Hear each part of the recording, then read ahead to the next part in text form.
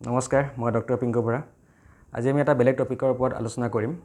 মানুহৰ এটা নিৰ্দিষ্ট বয়স পোৱাৰ পিছত, ধৰক 40 বছৰ পাৰ হৈছে, তাৰপিছত কি হয়, তেওঁ যদি আগতে চশমা লৈছিলোঁ দূৰদৃষ্টিৰ কাৰণে বা আগতে চশমা লোৱা নাছিলে, তেতিয়া কি হয়, তেওঁক ওচৰতো দেখিবৰ কাৰণে চশমাৰ প্ৰয়োজন হৈ পৰে। আৰু যেতিয়া তেওঁক চশমাৰ প্ৰয়োজন হৈ পৰে, তেওঁ যদি আগৰ পৰা চশমা অলৰেডি লৈ আছিলে দূৰদৃষ্টিৰ কাৰণে, তেতিয়া তেওঁৰ ওচৰটো এড কৰাৰ লগে লগে চশমাযোৰ এনেকুৱা হৈ পৰে। ধৰক ইয়াত দুটা পাৰ্ট দেখিছে আপুনি। ওপৰটো হ'ল ডিষ্টেঞ্চৰ কাৰণে, তলৰটো নিয়াৰ বিচনৰ কাৰণে এটা লাইন আছে দেখিছে। আৰু এইযোৰ চশমা কি হয়, কছমেটিকেলি একচেপ্টেবল নহয় বহুতৰ কাৰণে।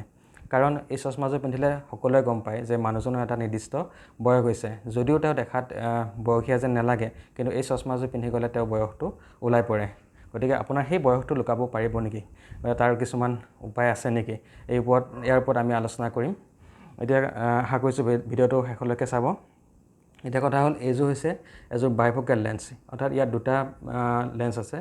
এটা হ'ল দূৰদৃষ্টিৰ কাৰণে আৰু এটা হ'ল ওচৰটো চাবৰ কাৰণে। ইয়াত দুটা পাৱাৰ আছে, এটা দূৰৰ কাৰণে আৰু এটা ওচৰৰ কাৰণে। আৰু ইয়াতে দেখিব ভালদৰে চালে, ইয়াত এটা লাইন থাকে। সেই লাইনটোৱে কি কৰিব, দূৰৰটো আৰু ওচৰটো ছেপাৰেট কৰি দিয়ে। আৰু মানুহজনে যেতিয়া ওচৰটো চাব, তেতিয়া যিটো কাটি থোৱা অংশ থাকে, সেইটোৰে চালে তেওঁ ওচৰখিনি দেখিব। এতিয়া এই চশমাযোৰ মানে কি হয়, মানে অকল দেখাৰ ক্ষেত্ৰতে নহয়, বহুত ক্ষেত্ৰত মানে অলপ প্ৰব্লেম কৰে। যেনে ধৰক, যেতিয়া মানুহজনে ওপৰৰ পাৰ্টটোৱে চাই থাকিব, তেওঁ তেতিয়া দূৰতো ধুনীয়াকৈ দেখিব। কিন্তু তেওঁ যেতিয়া ওচৰটো চাবলগীয়া হয়, হঠাৎ যেতিয়া তেওঁ তলৰ অংশৰে চাব, তেওঁ দেখিব তেওঁ ইমেজটো এটা জাম্পিং এফেক্ট এটা পাব। মানে কি, হঠাৎ মেগনিফিকেশ্যন হোৱা দেখিব, যে ইমেজটো হঠাৎ ডাঙৰ হৈ গৈছে। গতিকে ইমেজটো কি হয়, তেতিয়া তেওঁ ইমেজটো ব্ৰেক হৈ যায়। আৰু এই চশমাযোৰত তেওঁ দূৰত দেখিলে আৰু ওচৰত দেখিব। কিন্তু ইণ্টাৰমিডিয়েট ডিষ্টেঞ্চৰ যিখিনি বস্তু আছে, সেই বস্তুখিনি দেখাত তেওঁ দিগদাৰী হ'ব। ধৰক তেওঁ কম্পিউটাৰত কাম কৰি আছে, কম্পিউটাৰত তেওঁ যিখন কীবৰ্ড আছে সেইখনটো আৰামত দেখিব, কিন্তু তেওঁ মনিটৰখন চাবলৈ দিগদাৰ হ'ব। নাইবা তেওঁ ড্ৰাইভিং কৰি আছে, ষ্টেয়াৰিং হুইলডাল তেওঁ ভালকৈ দেখিব, কিন্তু ডেছবৰ্ডত থকা তেওঁ কিবা যেনিবা মোবাইলটো আছে, তেওঁ নেভিগেট কৰি গৈ আছে, সেইটো চাবলৈ তেওঁ অসুবিধা হ'ব।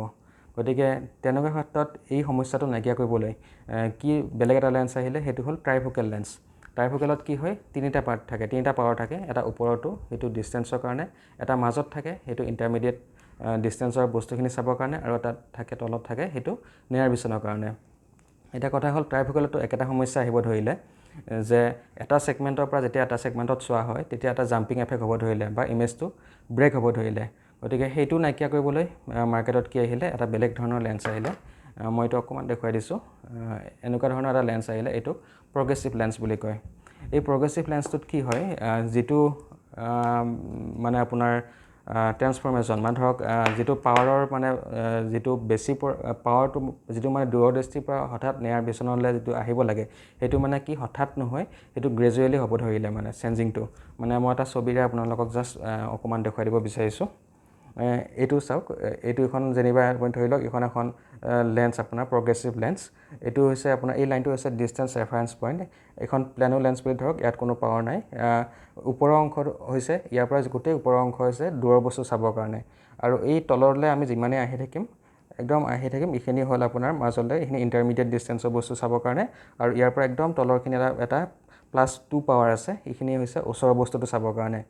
এতিয়া চাব, আমাৰ এই +2 পাৱাৰটো পাবলৈ আমি ইয়াৰ পৰা, এই ডিষ্টেঞ্চৰ পৰা হঠাৎ জাপ মাৰি আমি +2লৈ যোৱা নাই। ইয়াত কি হৈছে, 0.25, 0.50, 0.75, তাৰপিছত 1 ডায়েপ্টাৰ হৈছে, তাৰপিছত 1.25, 1.50, 1.75, তাৰপিছত 2 ডায়েপ্টাৰ আছে, আৰু তাৰপিছত গোটেইখিনি 2 ডায়েপ্টাৰ। মানে কি হৈছে, ইয়াত যিটো পাৱাৰটো লাহে লাহে কমৰ পৰা বেছি হৈ একদম যিটো আমি এড কৰিছিলোঁ 2 ডায়েপ্টাৰ, সেই 2 ডায়েপ্টাৰটো হৈছেগৈ। আৰু মাজত যিখিনি পাৱাৰ আছে, এইটো কৰিডৰটোত, এইটো আপোনাৰ যিটো প্ৰগ্ৰেছিভ কৰিডৰ বুলি কয়, এইখিনিৰে আপুনি ইণ্টাৰমিডিয়েট বস্তুখিনিত আৰামত দেখিব।